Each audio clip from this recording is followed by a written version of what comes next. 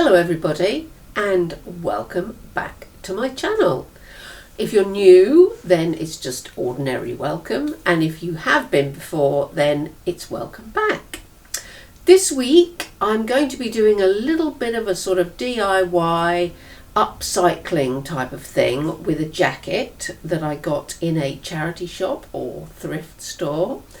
I bought some patches to go on it, and I already had a couple of patches to go on it as well, but I really like the way it's turned out, and I hope it gives you inspiration to have a go yourself.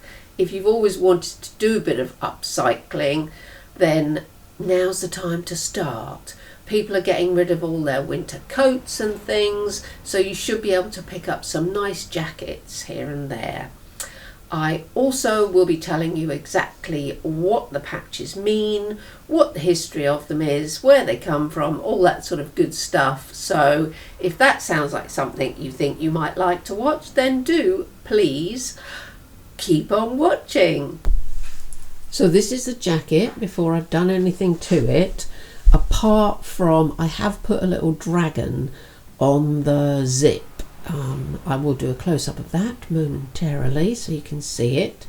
It's a plain black, I'm gonna say denim because it's quite like a denim jean material jacket. It's got 4 pockets, it's got a waist belt with like a sort of one of those things with 2 D rings where you have to pass an IQ test to work out how to do it up. It's got big patches on the shoulders, it's got some little sort of cross pieces, and it's got a really nice design on the inside of the left sleeve, which I will show you shortly. And I saw it in a charity shop. It was originally £15 and then it was reduced to £7.50, and I thought it would be ideal to replace a jacket I have just gotten rid of, which you might remember as my Voodoo Dolls jacket from my jackets video, the one with the Fields of the Nephilim patch on the back, which I have of course taken off and put on another jacket. So here we go with how I'm going to upcycle it. Here's the lovely dragon that I've already put on the zip pull. The reason that I put it on there is because obviously it matches the metalware on the jacket, and I didn't really want to be putting bright silver things on here if all the zips and poppers and everything else was this sort of bronzy sort of colour. This is the inside of the left sleeve, and there's lots of like sort of graffiti sort of words with the name of the brand, which is 51 Insight, which I've never heard of before, but I like the way they've done this just on the one arm, and there's all different fonts and it just looks like someone's scribbled on it.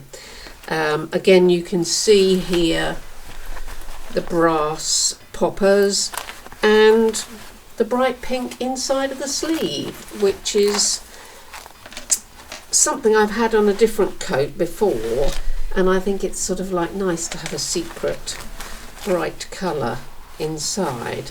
Okay, and now I'm going to show you what I'm going to do with the back. This is the patch that is going on the back, and viewers with long memories or who have looked at my jackets and coats videos will remember that I put this exact image on the back of a denim jacket, just a short one that I got from Primark. Now this image comes from a tote bag that I got when I went to see the author John Connolly doing a signing of his book, A Book of Bones, in 2020, and this is an image of a statue. Well, it's an image of a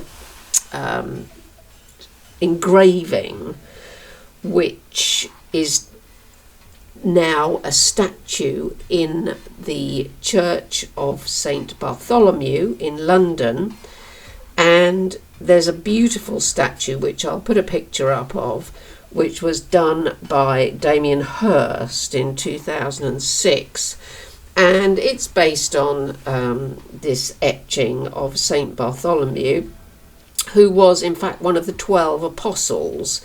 Not one of the most famous ones like Peter or James or John, but he was one of the 12, and he is in fact the patron saint of doctors and surgeons. He, according to his myth and his storyline, after the crucifixion, he went off to the Near East and the Far East, getting as far as India, and ended up as a beggar in Armenia at the temple of the demon Astaroth. Because he insisted on preaching Christianity there, he was crucified upside down, taken down before he died, flayed while he was still alive, and here he is holding up his skin, and he was then beheaded. And this is a copy of the 1556 etching by Valverde, and it's all about the muscles and showing the medical surgeon's idea of what someone would look like if you did take their skin off. So it's a beautiful thing. I love it. John Connolly is a fantastic author, and if you do get the chance to read some of his books, I highly recommend. But this is what's going on the back. So for the front and the shoulders, I sent off for some patches from a company called Tooth X Nail, Tooth Times Nail, something like that, on Etsy. I'll put the details in the description for you.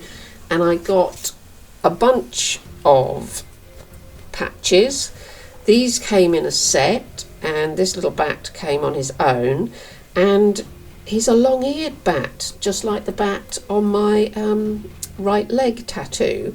So that was pretty nice, and he's going to go up on my shoulder. I also got a Leviathan cross, and this one I think is going to go on the other shoulder. Now, the cross of the Leviathan was invented by the Knights Templar back in the Middle Ages, and it's the symbol for sulphur in alchemy. Alchemy, as you know, the forerunner of chemistry. And this particular symbol combines a double cross and the symbol for eternity.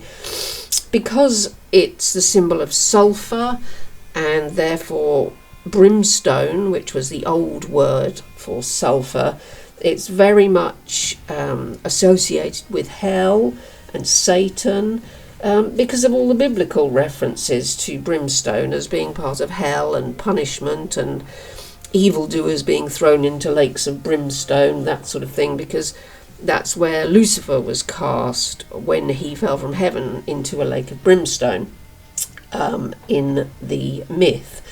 And it was taken up actually by a very famous man called Anton LaVey, who was the head of the Church of Satan in the 1960s in America, really started that off. And he took this up as an emblem for the Church of Satan. But really, it's just the symbol for sulphur. So there's that. That's going to go up there on the shoulder. Now there's this one, which is called the symbol of chaos. And that's going to go here. So I'm going to put that there.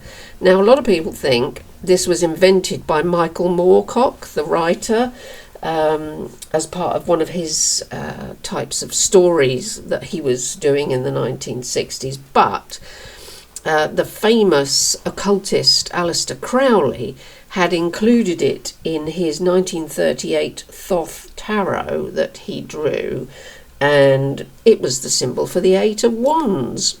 So even though it is talked of as a symbol of chaos, that comes out of it being representative of what Crowley saw as high velocity, energy, lots of things all going on at the same time. So that's probably why it's a symbol of chaos. The next one, obviously you can recognise a pentacle, which is a pentagram in a circle, and this one's going to go here. And a pentagram, well, it's been around since Sumerian times, Babylonian times. The ancient Greeks knew it. The Hebrews used it, and in fact the early Christians actually used a pentagram to symbolize the 5 wounds of Christ. But modern times have taken over, and it's now become much more associated with Wicca and magic, and it basically represents the power of the spirit over the elements, which is fire, earth, air and water, and it just comes to symbolise magic in general, really. And I've got one here in my ring, and as you've seen on my tattoo tour, I've got a big one on my chest as well. The last patch that I've got is this unicursal hexagram, which is a 6-pointed star. Unicursal just means you can do it in one stroke with a pen. It's nothing to do with being cursed or anything. But for our friend Aleister Crowley, it represented the union of mankind and God. It comes from quite a long time ago. I mean, it's probably been around for longer than we know, but the first documented version of it was seen in 1588 in a book by Giordano Bruno, who was a mathematician, occultist, heretic, great thinker, and he saw it more as being a representation of as above and so below. So hexagram, not sure if I'm going to use this one, but it's there if I want it. So I'm just going to show you what I'm going to do on the back at the bottom, and then I can start gluing. Here's the back then of the jacket, and right at the bottom we have our old friend the Sisters of Mercy patch, which I took off my faux leather jacket, and I'm going to be putting it on here. Can't go wrong with the Sisters of Mercy patch, as you know. So the next thing to do is get to gluing, and here is the glue. It's Fabri-Tac permanent adhesive. It bonds fabrics, lace, glass, leather, wood, trims. It's acid free and, most importantly, washable. I got this on Amazon. I can't remember how much it was, but however much it was, it certainly paid for itself. It's a little bit stringy, but that's, I think, the worst you can say about it. And it saves so much time. I mean, seriously, I don't mind a bit of sewing. I really don't. But this is just so good. I'm going to go along the very edges with it. It doesn't take long to dry either. I mean, it's not instant like super glue, so you do get a chance to move things around if you need to. Get it as close to the edge as you can. As I say, it is a little bit stringy, but highly recommend if you're not a sewer, because I know when I was at school, the girls had to do needlework. Boys did woodwork, girls did needlework, end of. But nowadays I don't think anyone does needlework, do they? You'll have to let me know. So that's the bit at the bottom, and then as we're on the back, I will come up and do the main St. Bartholomew patch. So here he is. I've already glued the sides down because it's obviously a tote bag is wider than that. Let's just get the centre correct. I hope you're enjoying the glimpse of my new partially finished tattoo on my left arm there. Right, so there we are, there's that. So I will just glue this down and come back to you momentarily. Right, here comes the symbol of chaos, or chaos wheel as it's sometimes called, and I'm just gluing it on the front of this pocket. Now, full disclosure, when I got these patches, I'll show you on this one, they weren't edged like this, they were just raw edged, so I did run round them with the sewing machine just to give them a bit more of an edge, if you like. And I will be ironing these very stubborn flappy bits down because they're very annoying. So let's put the pentacle on. Now, some people say if you put it, hang on, that way, then that is deleterious to good health and a happy life. So, you know me, I need all the health and life I can get. So I'm going to put it this way up, which is spirit having power over fire, earth, air and water, not the other way round.